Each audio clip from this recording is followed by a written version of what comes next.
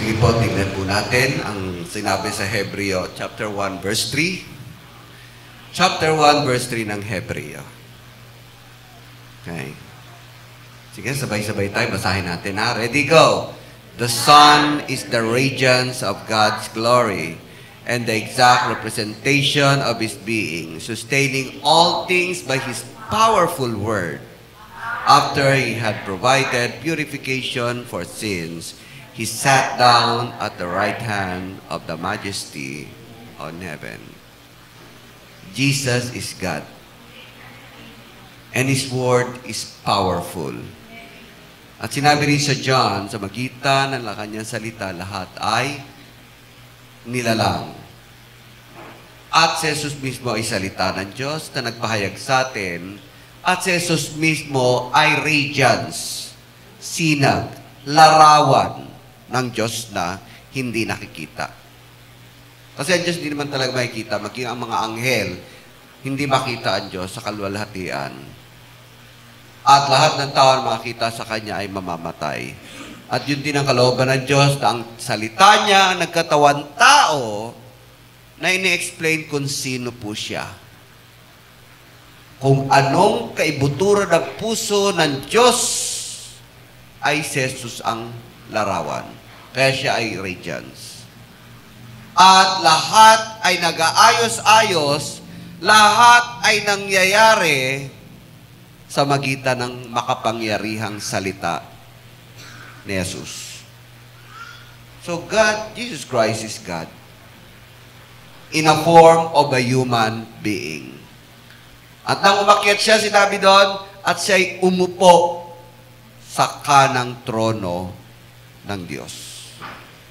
At sino si Jesus para umupo sa trono ng Diyos? Diyos din siya. Equal sila eh. But this time, Jesus Christ remained in human being, a new form of human being. Nung umakyat siya, hindi siya espiritu. Noong isang araw, may nakausap ako na saksi ni Jehovah. Yun. Religion yung nagagalit sa atin yun. No? Namimigay sila nag-i-explain. Alam niyo, explanation nila sa Isaiah. At darating ang panahon, sabi, ano bang sitwasyon ngayon sa daigdig? Di ba? Ang gulong, bla bla bla bla. Lagi yun ang kanilang ang pinafronte.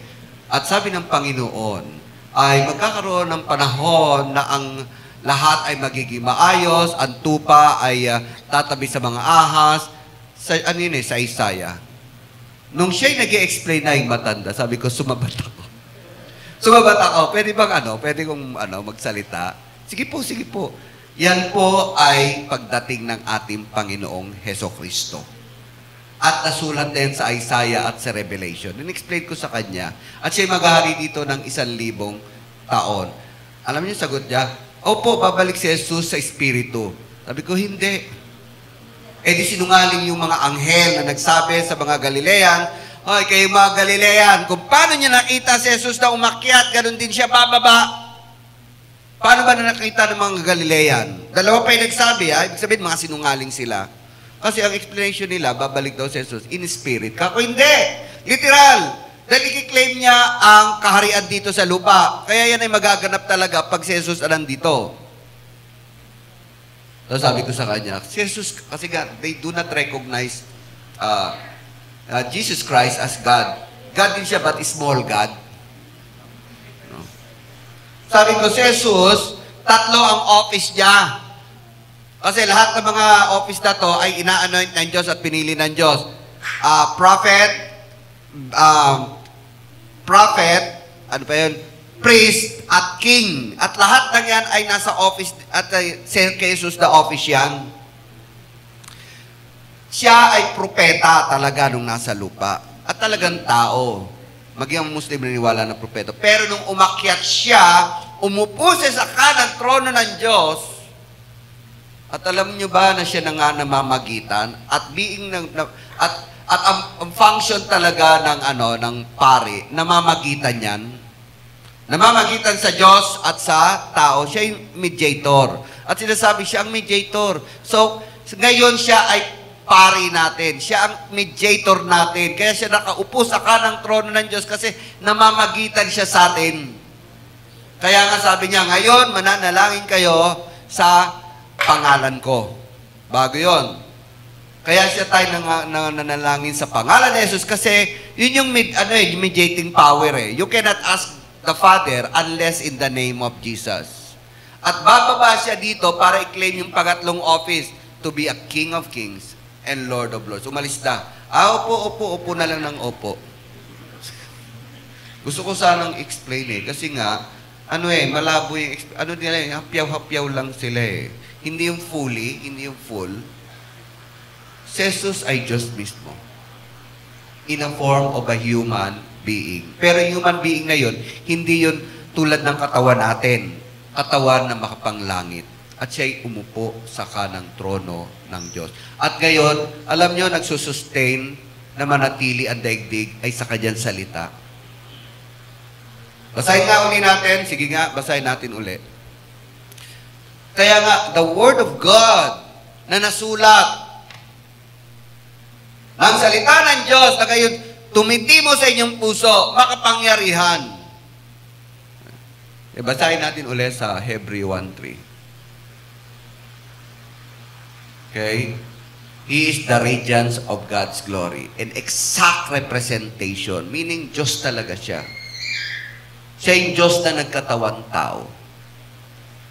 Kaya gusto niyo malaman ang kaibuturan ng puso ng Diyos na hindi nakikita, si Jesus na yun. Si Jesus. Pwede lapitan, pwede pakiusapan, pwede makipag-bargain, no? Pwede tawagan, at pwede niyong iyakapin sa magitan ng Espiritu niya. Ngayon, siyempre, ang Espiritu niya nandito. Pero yung literal na babalik at babalik siya. Yun yung tinuturo dito na ang daigdig ay magiging paraiso in 1,000 years. And sustaining all things. Sinusustain niya pala lahat lang to. Ba't tayo nabubuhay dito dahil sa kanyang salita? Kasi ang salita ng Diyos, na-predict na yan, na-exact na yan, mangyayari na yan. At lahat ng mga bagay ay either na mangyayari dahil sa kanyang salita o dalawa ang epekto ng salita ng Diyos. Either maging blessing sa inyo or maging curse sa inyo. Sinalita niya na yan. At maging ang mangyayari dito in the end time na sabi niya na yan, predicted na yan. Kaya nga, everything na nakikita nyo, magulo, yes, nasabi na ni Jesus yan, na-predict na yan. Everything na nasabi nyo magkakagera at malapit ng pabagsakan ni Putin ng nuclear ang Ukraine, mangyayari yan. Sabi niya, magkakagera-gera. At magkakagulo. Pero huwag kayong matakot, sabi ni Jesus, ng Panginoon. Dahil di tayo masama sa kaguluhang iyan. At kayo ay papalitan ninyo mga katawan, mangyayari yan. At ang Panginoong Jesus ay darating siya na mamumuno rito upang i-claim ang kingship to be King of Kings and Lord of Lords. Mangyayari yan. Na ang church ay gagamitin ng Panginoon Diyos bilang tagapagsalita ng Espiritu Santo ang mag-empower sa lahat po yan. May sinabi niya na yan. Kaya nga, it's sustained. At sa buhay yung personal, dalawa magiging epekto sa kanyang salita. Either ito'y maging curse sa inyo o maging blessing sa inyo. Kaya, mangyayari na yan. Kaya kung puro blessing naman, alam nyo na nasunod nyo ang kalooban ng Diyos. Kung ito naman puro mga pangit, maaaring meron kayong hindi nasunod sa kalooban ng Diyos na ikinagagalit niya, na nagdadala ng curse sa atin. Alam niyo, sa buhay po ng tao, sa buhay natin, kung iisipin natin, sa kalangitan, kapag nagharap-harap na tayo ng Diyos, ang pinaka-kinasisisi ng mga tao, mga kaluluwa, ay na-miss nila ang kalooban ng Diyos dito sa lupa.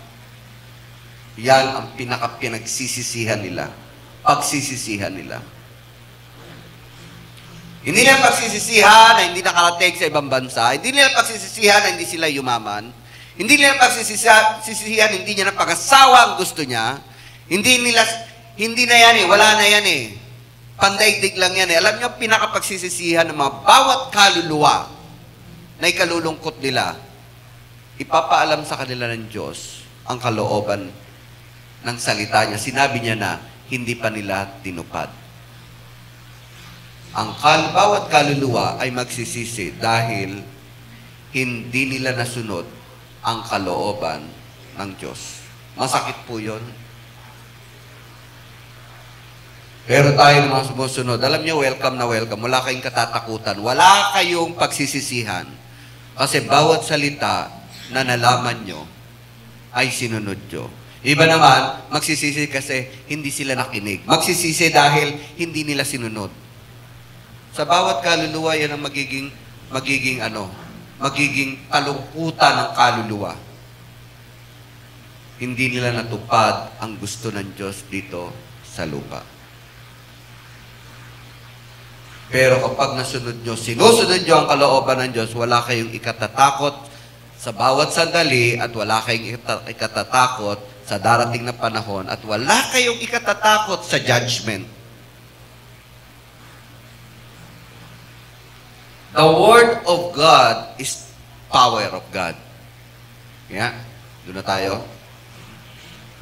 Ay napaka-importante na pag-aralan, malaman, at sundin ang salita ng Diyos. Remember, it sustains us. It sustains the circumstances of your life. It sustains the event. Kasi na-predict na yan ng Diyos eh. Na-predict niya na, at alam niyo, sa bawat isa sa inyo, na-predict niya na rin kung kayo susunod o hindi. Kasi binilang niya na nga yung buhok natin kung ilan eh. At every time na nalalagas yan, alam niya na rin. How much more, alam niya kung ikay tutupad o hindi. Pero sa bawat pagtupad nyo, at tandaan nyo, dalawang epekto ng salita ng Diyos. Ito ay maging blessing sa'yo. Pero pag hindi nyo sinunod, ito ay magiging curse sa inyo. It is power of God. And remember that the Word of God created everything. Hindi niya ginawa yan sa mga kidlat-kidlat. Hindi niya ginawa yan sa mga kamay niya. Tayo lang ginawa niya sa kamay niya. Tao lang. Hindi niya ginawa yan sa tools, anumang tools o kasama mga anghel. Lahat ay nilalang niya sa magitan ng kanyang salita. Salita niya lang. That is the power of God. At mananatili yan magpakailanman. Nung sinabi niya magkaroon ng liwanag, nagkaroon ng liwanag. Hindi siya nag-form, hindi siya kumuha ng mga katulong, hindi siya kumuha ng mga instrument. Walang instrument, kundi salita niya lang. That is how powerful God, the Word of God is. And then ito, sinabi rito, mini-maintain niya naman ngayon to. Pinanatili niya yan. Kaya ang bawat salita na nasa Bible, alam niyo, obligado talaga tayong malaman na makakatulong sa buhay niyo, na makakatulong sa inyong kaluluwa. Dahil ito talaga, ito ang kapangyarihan ng Diyos. Nandito na yan. Na-predict na yan. Sa Hebrew 1:3, mini-maintain niya. After na-create yan, siya naman nag-maintain pa rin to. After creating it by the Word of God, kasi alam niya na kung kailan masisira ang daigdig. Alam sa salita niya, alam niya na kung kailan mawawala ang langit at lupa. Alam niya na kung kailan siya babalik. Dahil sinabi niya, babalik ako. Pero alam niya yon. At ibaba natin, i-boil down natin. Alam niya na ang bawat isa sa inyo. Even Jeremiah, kinonfess niya, Panginoon, bago pa man ako ipinanganak, nakita niyo na yung mga buto ko. Nakita niyo na, Jeremiah ba yun? Ha? Jeremiah or Isaiah, tama ba ako? Jeremiah, no? Nakita nyo na yung ipo-form nyo sa akin. Nakita nyo na ang mga balat ko. Nakita nyo na mga buto ko kung paano ipo-form. You see? Alam nyo, ikasiyan nyo na kayo ay nilalang ng Diyos at nakita niya na nilalang kayo. At inyong i-maintain na lang at hanapin ano ang kalooban ng Diyos sa buhay nyo. Bakit kayo nilagay dyan? Bakit siya ang naging magulang nyo? Bakit kayo nandito sa church na to? Bakit kayo nandyan sa trabahong yan? Kaya every time alamin nyo kung anong kalooban ng Diyos sinalita niya na ito magiging buhay nyo. Pero kapag naging matigas ang ulo nyo, at ayaw nyo pa rin sundin, kasi bawat sandali ay nandiyan ang Holy Spirit, dinidiktahan na kayo, ina-apply nyo na yung salita niya. Pero kapag hindi nyo sinunod ang Holy Spirit, because the Holy Spirit also is the Word of God na sinasabi sa inyo, you have to follow that. So it is the power of God to create and to maintain. Alam nyo ba, sa everything is already set by the Word to bless or to bring. Paki-change nga. Everything is already set by His Word to bless or bring curse. Because sabi dun sa Deuteronomy chapter 11, 26 and 27, no? Sabi ng Panginoon through Moses, sinet niya na yan. Sinet niya na ang buhay niyo. Pero it must be in accordance with His Word. See, I am setting before you today a blessing and a curse. Ngayon sa buhay nyo, ito mangyayari sa inyo. Either ma-bless kayo or kakambal nyo ang curse. Why? Sige, tuloy natin. 26, 20, sige. The blessing if you obey the command, the word, the will of God that I am giving you today. So sinabi niya na yan. Tuloy pa natin. The curse, nakakatakot. The curse, if you disobey the commands, His will, His words.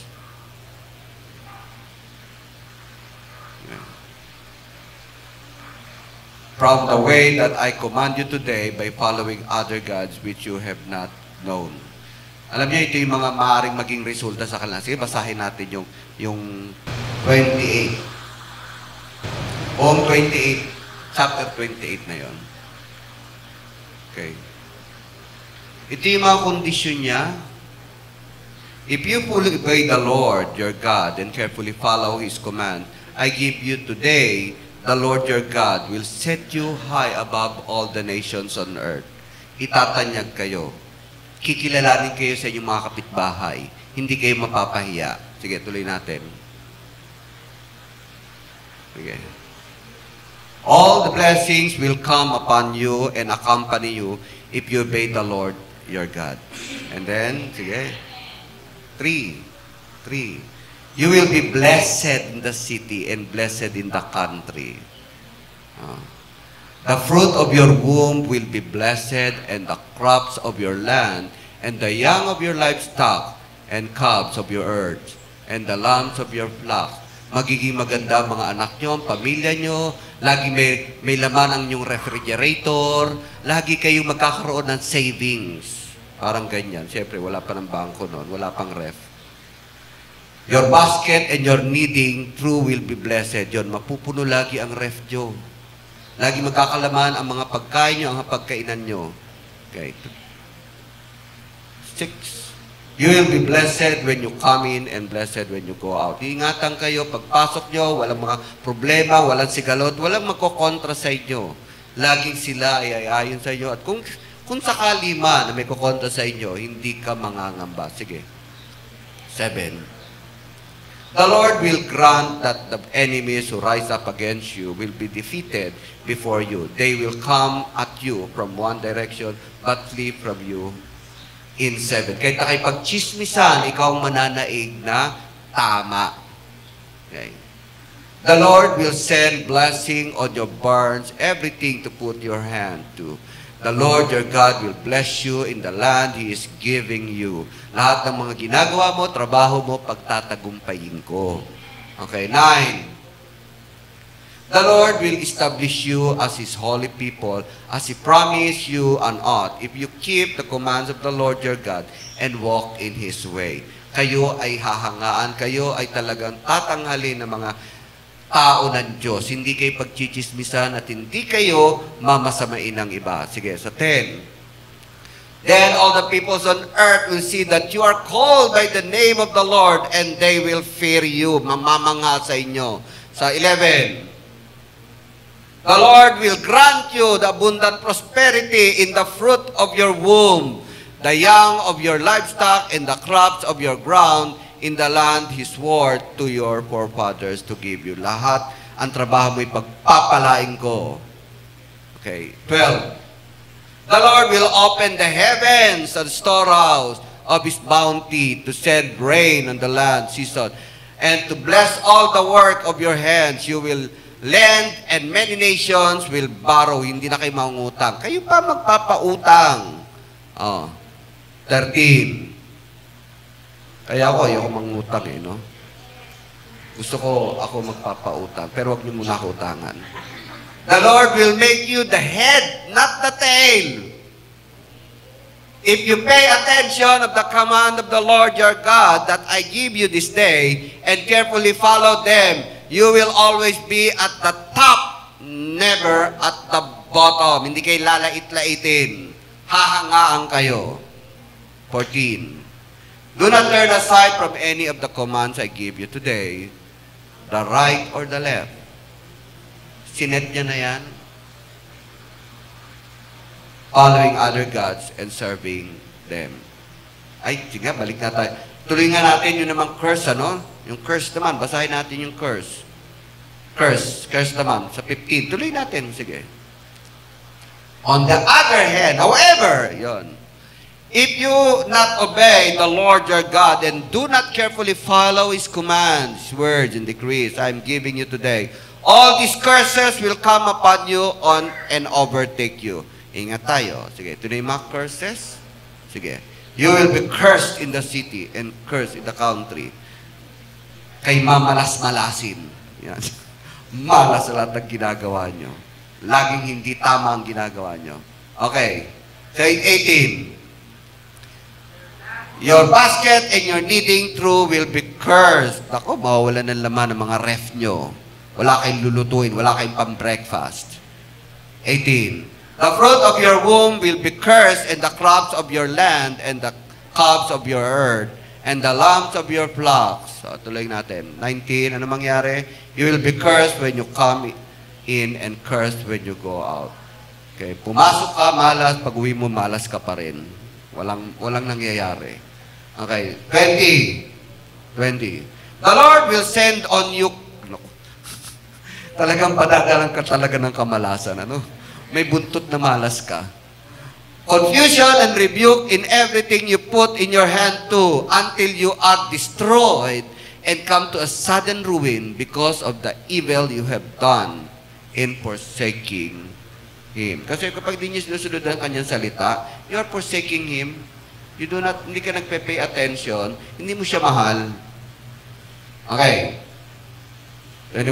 The Lord will plague you with diseases until He has destroyed you from land you are entering to possess. Kaya magkakaroon kayo ng mga sakit. Nako. 22.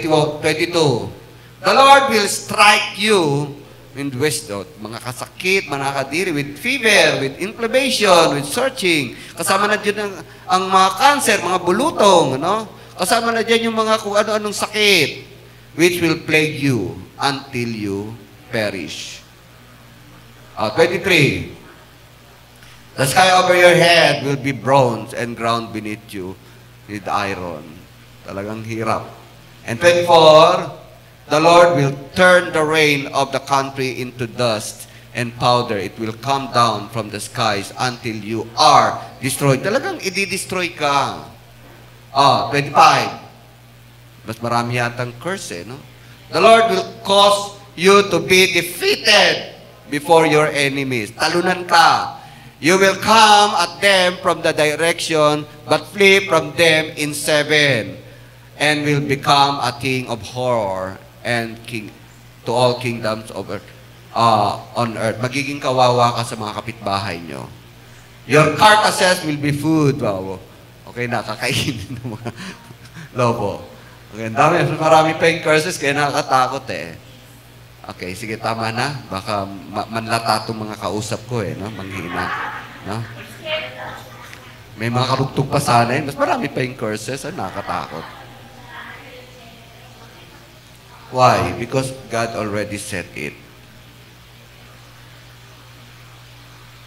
The Word of God is powerful. Sabi nga sa Isaiah, ito ay parang ulan na hindi pwedeng hindi magkaroon ng bunga. Kaya lang, yung dalawang bunga na yan, either you will be blessed or you will be cursed. And that is the power of His Word. Nangyayari yan sa buhay natin. Nangyayari yan sa inyong isipan. Nangyayari yan sa kaluluwa nyo. Nangyayari yan sa inyong laman. You better follow the blessing. You better follow the Word of God. Alamin nyo rin, mamaya, hindi rin exempted yung walang alam. Kaya, it's better to know the Word of God and follow it. Kasi yung bakit ka nagmamalas-malas, yung kasi nakasulat na rin pala yan, kahit di mo alam. Kaya nga napakalaga na malaman ang salita ng Diyos, at syempre ito'y sundin. Mas doble ang kamalasan kapag alam mo na, hindi mo pa ginagawa. Mas doble yon. Kasi dumudoble ang curse. Mabuti pa nga sabi ng Panginoon, di mo nalaman eh. Pero ganun pa man, pag di mo alam, hindi ka rin exempted. Pero pag nalaman mo na, at di mo sinunod, mas doble ang parusa. Okay. The Word of God will judge everyone. Alam nyo ba, hindi naman ang Diyos magja-judge sa atin personally. Hindi. Sabi ni Jesus doon sa John 12:48. John 12:48. Pakibasa. Sabi niya, hindi ako manghuhusga sa inyo mapunta ng impyerno. Hindi ako manghuhusga sa inyo na parusahan kayo. Nandito nga ako para iligtas kayo eh. Alam niyo kung sino manghuhusga sa inyo? Yung mga salitang sinasabi ko sa inyo. Sabi rito, there is a judge for the one who rejects me. Hindi naman ako talaga ang magja-judge sa inyo. Narito ako para iligtas kayo. But there is one, okay, who will judge you. Hindi pa ako tapos. And does not accept my word. That very word, the Word of God, will judge you. The very word which I spoke will condemn you in the last days. Yun ang sa atin magja-judge, yung kanyang salita. Kaya nakakatakot po. Ngayong alam nyo na ang salita ng Diyos, better to follow that. Manalig kayo. Huwag nyo sundin ang takot nyo. Huwag nyo sundin ang nasa nyo. Huwag nyo sundin ang laman nyo. Ang sundin nyo, ang kalooban ng Diyos na dinidikta sa atin, ngayon alam nyo na, ng Espiritu Santo. Let us all stand up. Sige po, tayo lahat magsitayo.